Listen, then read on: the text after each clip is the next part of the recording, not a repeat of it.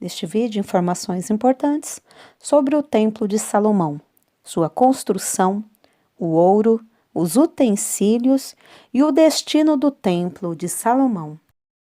Seja bem-vindo ao Diário Pentecostal Historiando, análise histórica e crítica sobre o movimento pentecostal brasileiro. Se inscreva no canal e siga nossas redes sociais. O povo que não conhece a sua história está condenado a repeti-la.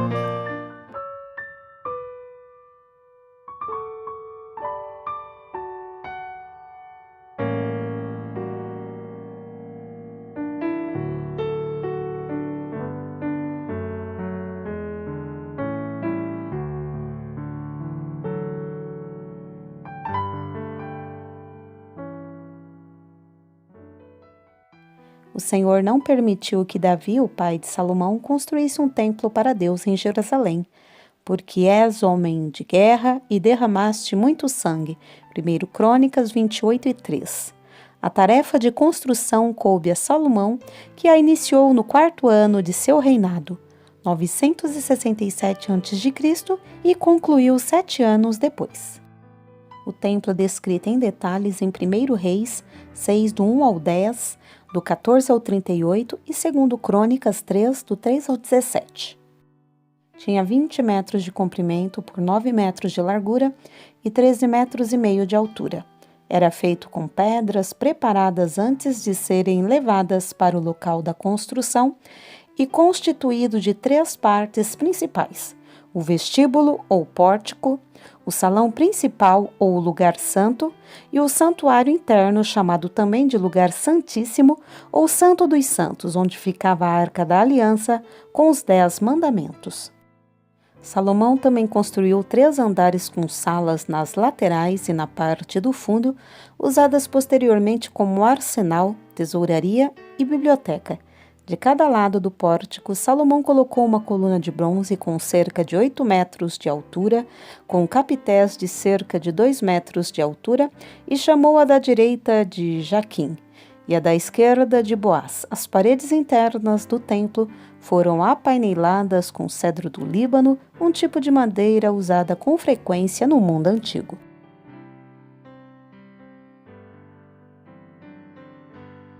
Salomão revestiu todo o interior do templo, inclusive as paredes e o piso, com ouro, um metal que certamente não lhe faltava.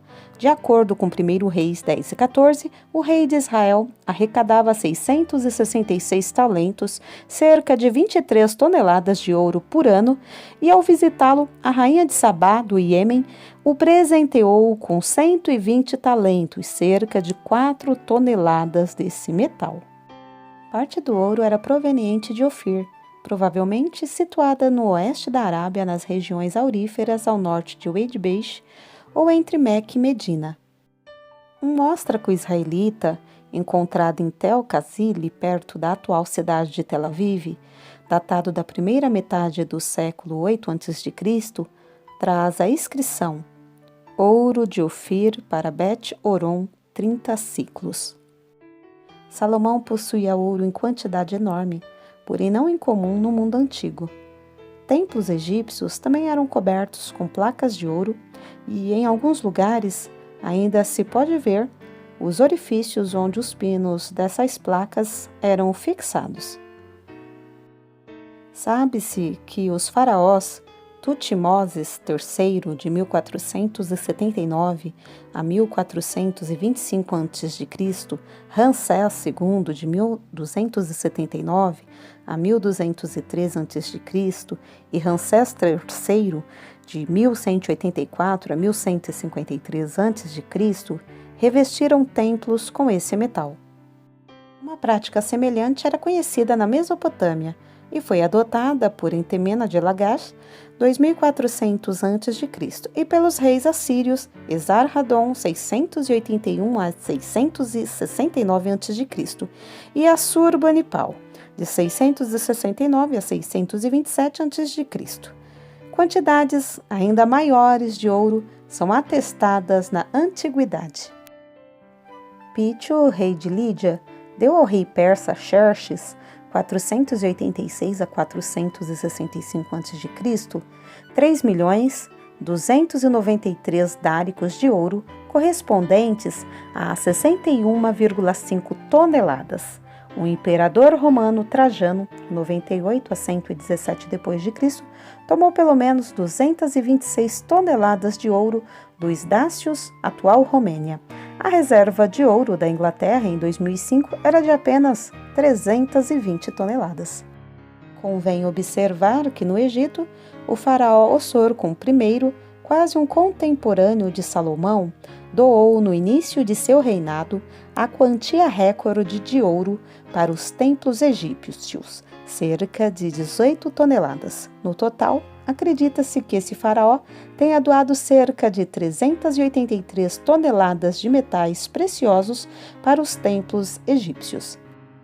Shoshenq, 945 a 924 a.C., pai de Ossorcon, costuma ser identificado com Sisaque, o faraó que atacou Judá no 5º ano do reinado de Roboão, 926 a.C., filho de Salomão, e tomou alguns dos tesouros do templo do Senhor e do palácio real, inclusive os escudos de ouro feitos por Salomão. Assim, talvez o último registro do ouro de Salomão corresponda às doações generosas de Ossorcon aos templos egípcios, sendo impossível determinar que fim levou todo esse metal precioso. No primeiro livro de Reis 7, do 23 ao 26, descreve um tanque de água semiesférico feito de bronze chamado de mar de fundição, usado para a purificação cerimonial. O tanque ficava apoiado em 12 bois de bronze, 3 virados para cada ponto cardeal, média 4,6 metros de diâmetro, e calcula-se que sua capacidade era de aproximadamente 44 mil litros. 2 recipientes enormes de pedra, usados para purificações cerimoniais, foram encontrados em Amatos, Chipre, 10 quilômetros a leste de Limassol. Um foi levado para o Museu de Louvre, em Paris, em 1865. O outro, um exemplar mais fragmentário, ainda se encontra no local em que foi descoberto. O recipiente do Louvre tem 3,19 metros de diâmetro. Salomão também mandou fazer 10 suportes móveis de bronze, cada um com uma bacia de bronze com capacidade de cerca de 880 litros. Um suporte de bronze com 10 centímetros de altura, datado de 1050 a.C., foi encontrado em Megido, no norte de Israel.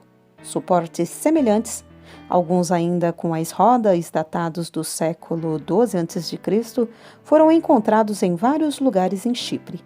Além desses objetos de bronze, o templo também possuía um altar, uma mesa, castiçais e bacias de ouro.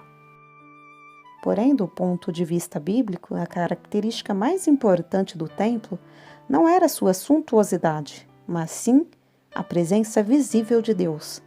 Então, sucedeu que a casa, a saber, a casa do Senhor, se encheu de uma nuvem, de maneira que os sacerdotes não podiam estar ali para ministrar por causa da nuvem, porque a glória do Senhor encheu a casa de Deus, segundo Crônicas 5, 13 e 14. Em 586 a.C., Nebuzaradã, o comandante da guarda imperial babilônica, incendiou o templo do Senhor. Nenhum vestígio da construção foi encontrado.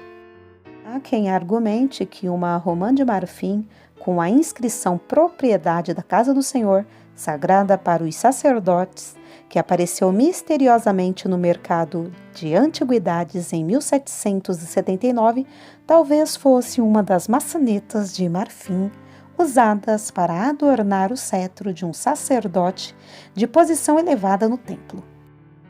Convém observar, porém, que a autoridade de antiguidades de Israel considerou a romã uma falsificação, apesar dessa posição não ser aceita por todos os estudiosos. A descrição do templo menciona romãs em várias ocasiões como um elemento decorativo. Trabalhos posteriores de construção, especialmente as obras realizadas pelo rei Herodes, provavelmente eliminaram todos os vestígios do Templo de Salomão. o exército babilônico despedaçou as colunas de bronze, os suportes móveis e o mar de fundição e levou o metal para a Babilônia. O bronze, o ouro e a prata do templo foram, sem dúvida, reutilizados, apesar de alguns utensílios de ouro e prata do templo aparecerem num banquete de Belsazar em 539 a.C.